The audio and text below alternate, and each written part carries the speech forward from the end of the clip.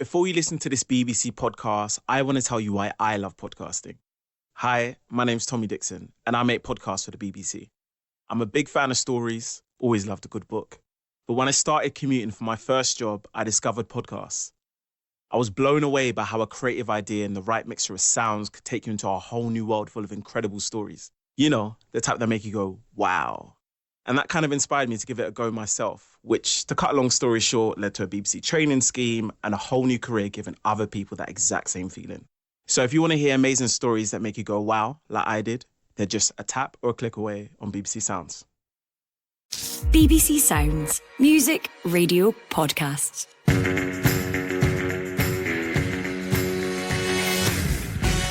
Hello, Alasdair Lamont here. I'm in the hot seat for this edition of the Scottish Football Podcast, your daily dose of news, insight and analysis about the national game. It's Wednesday the 21st of February. Here's what's on the agenda today. It's huge. It's absolutely enormous for St Johnstone Club, for Perth as the area as well. Could St Johnstone be set for new American owners? We get the fans' view on a prospective takeover. Also, 2-0! 15 clearance third. Vargas smash with the left foot across the keeper into the side netting. Game's done. we take a look at Hearts and ask if they should be getting more credit for their recent form. And The header's in! And finally Rangers put the game to bed. Souttar got his head onto it at the back post. with one eye on the Euros, we continue our look at players in and around the Scotland squad, and today we focus on John Souttar. This is the Scottish Football Podcast from BBC Sport Scotland. Well, I'm joined this morning, first of all, by the captain of Hibernian Women, Joelle Murray. Good morning to you, Joelle. How are you this fine morning? Good morning, Alasdair. I'm very good, thank you very much. It's difficult to tell, actually, if it's a fine morning, but it's actually probably not. Scott McDermott's also with us from the Sunday Mail. Scott, how are you? I'm very well, Al, yourself? Good. Well, we'll see by the end of this how I am. Lots to get through. We're also going to hear from the St Johnstone fan, Danny Williams. But before all that, let's whiz through the latest Scottish football headlines. St Johnstone owner Jeff Brown is in talks with an American consortium regarding a potential sale. The Brown family have been majority stakeholders since 1986. In League One, Falkirk beat Montrose 3-0 at home to extend their lead at the top of the table to 14 points. And in League Two, Peterhead and Bonnyrigg Rose drew 0-0, while bottom side Clyde lost 2-0 at home to Forfar. And the Scotland defender Sophie Howard has told our sister podcast Behind the Goals that she'd fallen out of love with the game, was thinking about retirement before her move from Reading to Leicester brought out the best in her. OK, well, let's talk more about that news that St Johnstone owner Jeff Brown is in discussions with an American consortium regarding a potential sale of the club. And joining me now is Danny Williams from the Dogger Saints podcast. Good morning to you, Danny. Just give us a bit of perspective about how big this news might be for the club. Yeah, good morning, Alasdair, and good morning to Joelle and Scott as well. It's huge. It's absolutely enormous for St Johnstone, the club, for Perth as the area as well. It's the Browns have become such a... They've been in place. Well, Jeff Brown first bought the club in 1986. Obviously, ran it until about 10 years or so ago, and then handed the reins over to Steve, his son, and then took more of an active role again this year with Steve retiring. But it's just absolutely enormous news, and I think as with when any club goes on the open market, as Saints did, just over a year ago, it's a great time of uncertainty for supporters. The Browns have always, certainly in the time that I've been working in Scottish football, and I think Scott would probably say the same, they've run the club very judiciously, never going beyond their means. Although in recent times there has been obviously a bit of at the end of the financial year, things have begun to look a little bit more precarious. So how important is it that we get that the club does get more fresh money in? Well, Stan Harris, the current chief executive, this is all open record. He's been brought in with the express purpose of balancing the books, which by and large over the course of 3 decades, I'm not going to claim to be an expert on football finance by any stretch of the imagination, but that has been the Browns' sort of modus operandi. It has been certainly Jeff Brown's has been to balance the books. You know, we're never going to have big marquee signings. We're never going to shell out a big transfer fee or pay big wages. That's just the way it is. So it could, I know they're working towards achieving a balanced book probably by, you know, within the next 18 months. But I mean, there could be new owners in by that point. Well, I'm pretty sure if things go as they seem to be with the American consortium, then they will be within that time frame. So it makes it precarious. I think you never know. This is the thing. It'd be nice if they came in and approached it in the same way that Jeff Brown has over such a long period of time, and maybe offered a little bit more. Maybe gave us a few nice treats in a transfer window or something like that. So there is the uncertainty, and particularly the track record we've seen across football with, not meaning a stereotype here by any stretch of imagination, but with American owners. They've maybe not got the greatest track record for financial security at football clubs. I mean, you'll have to look up the road, 20 miles up the road at Dundee United. I mean, their sort of annual financial statements are always interesting. You look down the road at Manchester United, obviously the debt there. I mean, not compare. I think that's probably the only time anyone would compare St Johnstone to Manchester United. But it's maybe not got the best track record, but you've got to put your faith in the people that are selling the club more than anything, that they wouldn't want to do anything to damage their own legacy. Scott, it is part of a wider trend, isn't it, of American ownership, not just in Scottish football, as you know, as Danny's mentioned, Man United obviously being a prime example, but closer to home, we've got Joelle's Hibs, Dundee United have all had American investment. What do you make of it on the whole? Do you think it is a positive aspect? Well, I think I can sense, even in Danny's voice, with things like this, there's that difficult balance to strike, because as a fan, there's an excitement there about a new takeover, potential new investment.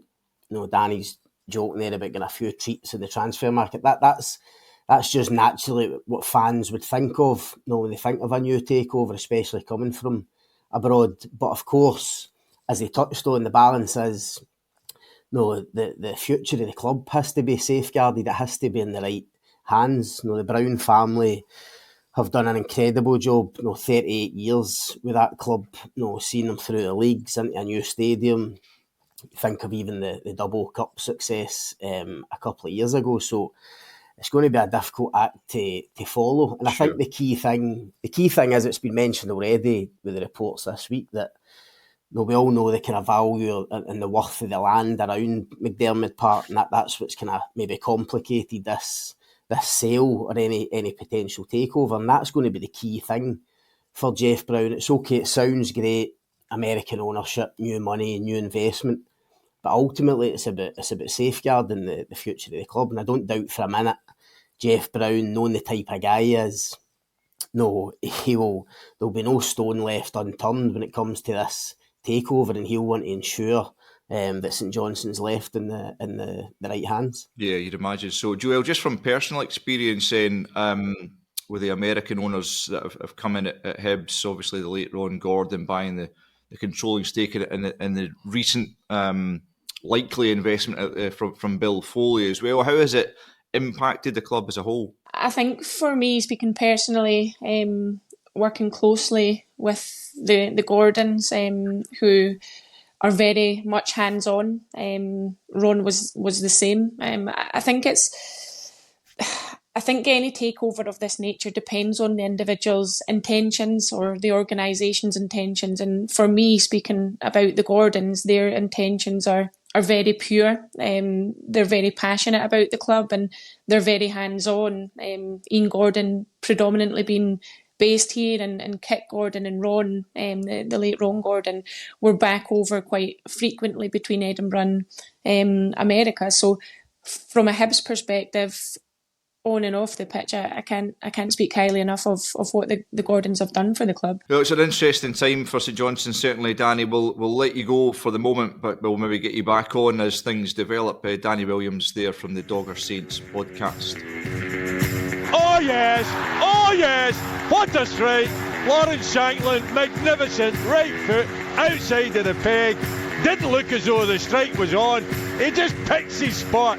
Kilruth, no chance. Okay, let's move on. Stephen Naismith has said that his Hearts side will be going for the win when they travel to face table toppers Rangers at Ibrox on Saturday. It's maybe been overshadowed a little bit by the Old Firm title battle, but the Tynecastle side are on a really impressive run of form. 14 points clear in third, 8 wins in a row in all competitions, undefeated in 12, 28 points from a possible 30 in the league.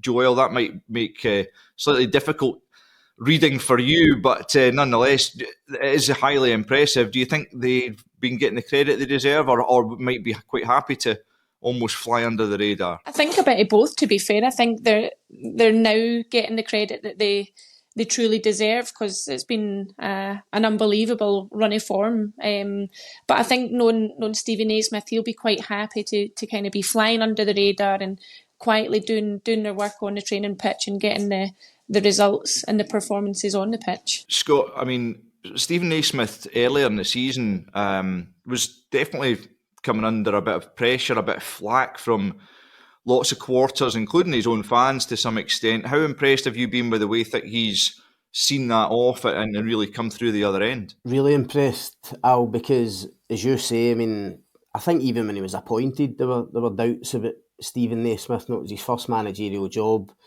Not even a great deal of coaching experience behind him. So, I mean, it was very early for him.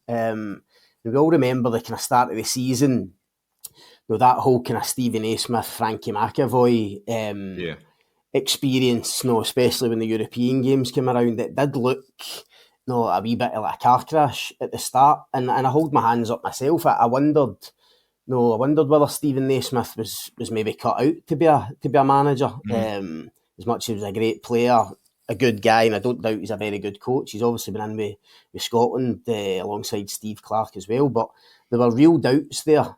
And the fact that he's come through that, I mean, he was very resilient as a player, you know that, but I think he's shown a bit of that resilience now as a manager. And the record, I mean, the run of form, as Joelle said, has been nothing short of incredible when you look at it. I mean, I think for any club outside the Old Firm, the most difficult thing is to get consistency. I think every manager will tell you that.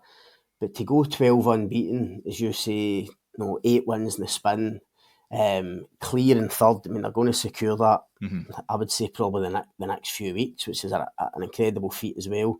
It's been an unbelievable run of form, and I think he deserves so much credit for that, given what he's come through. Although he does now have, I think, the next run of 4 games is going to be absolutely crucial. I think he's got Rangers, Celtic, the derby against Hibs, and the Scottish Cup tie away to Morton. If they can come through that with positive results, then what an end to the season it's going to be for Hearts. Yeah, Joelle, that run that Scott mentions there, that could be really pivotal in terms of whether the season goes down as simply a good one. Finishing third would clearly be a good one, but the chance of getting a bit of silverware, or at least back to Hampden, it could be a really important period of the season, couldn't it? Yeah, I think it could be quite a crucial period of the season. From, like you said, Al, kind of silverware perspective, and there's probably an expectation around Tynecastle now and around the Hearts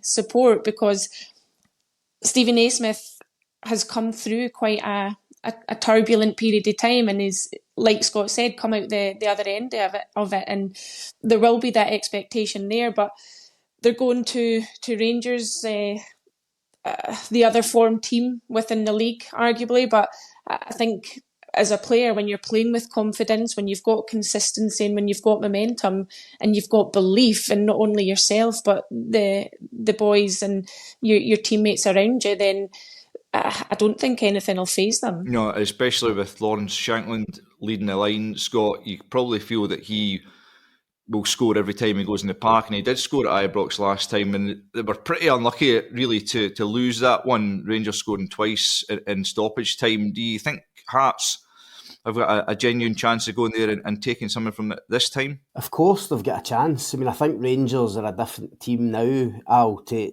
that one. that game they played when obviously Danilo got the late winner. I mean, Hearts deserved to win that game. Shankland was the best player on the pitch that night. Hearts played really well and ended up with nothing. I just think the great thing for Hearts on Saturday is that they can go to Ibrox literally with nothing to lose. No fear, nothing to lose. No one's expecting them to go there and win. They're so far clear in third. They've been on this terrific run, as we've touched on. I just think it makes for a great game. I mean, Rangers are in brilliant form themselves, obviously going for a title. But I just think Hearts, for probably the first time in a long time, can go to Glasgow, go to Ibrox with no real pressure. And I think Stephen Naismith will go and try and have a go at them. And as you say, with Shankland on the form he's in, having already scored against Rangers and Celtic this season away from home, no, they'll go there with real confidence and belief that they can come away with a positive result.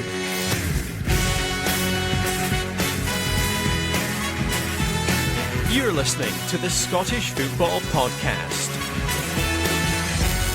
Finally, as we approach the Euros, we're taking a regular look at the Scotland squad and assessing the players in it and those hoping to force their way in.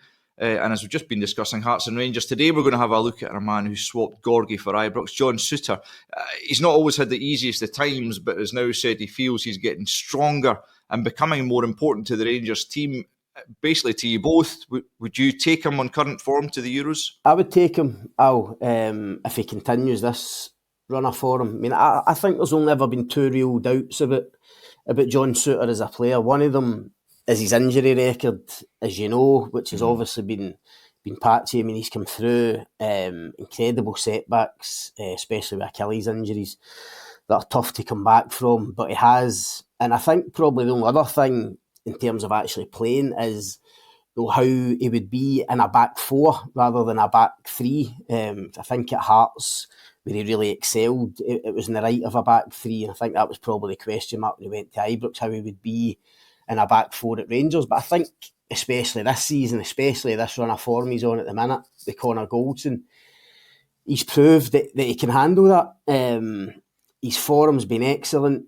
He's never let Scotland down when he's played for them before. I think Steve Clarke really likes him. I think injuries have probably held him back, as we say. But no, certainly the way he's playing at the moment, and you kind of try and look in your head that they kind of make up with that Scotland squad.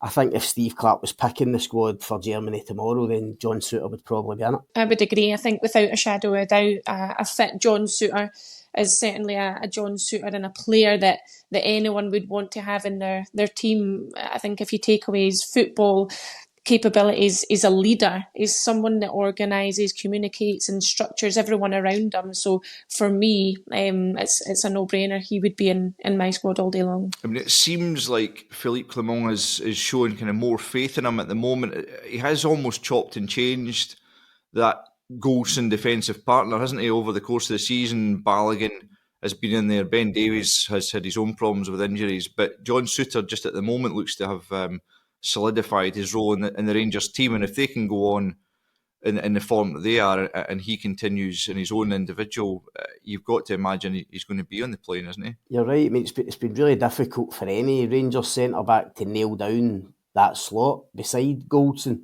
And you could argue that maybe with Davies and Balogun, they're maybe more suited to that left-sided centre-back role. But John Souttar's come in, done really well, hasn't looked uncomfortable on that side at all. And Rangers have been really solid when he's been in the team. I mean, I think overall, for instance, I think Rangers have only lost 4 goals away from home in the Premiership, and that's why they're on this such a great run at the minute. So, listen, as I say, Steve Clarke really likes him. You look at the other centre-backs, I mean, off the top of my head, obviously Kieran Tierney's had injury problems at Sociedad. He's normally the kind of left-sided centre-back for Scotland.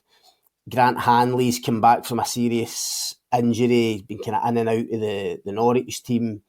Obviously Jack Hendry's over playing in Saudi. So, there's maybe a wee bit of uncertainty there, at the back for Scotland. And I think Souttar playing every week for Rangers, winning most weeks, playing in Europe as well, and looking as if he's going to have some silverware at the end of the season.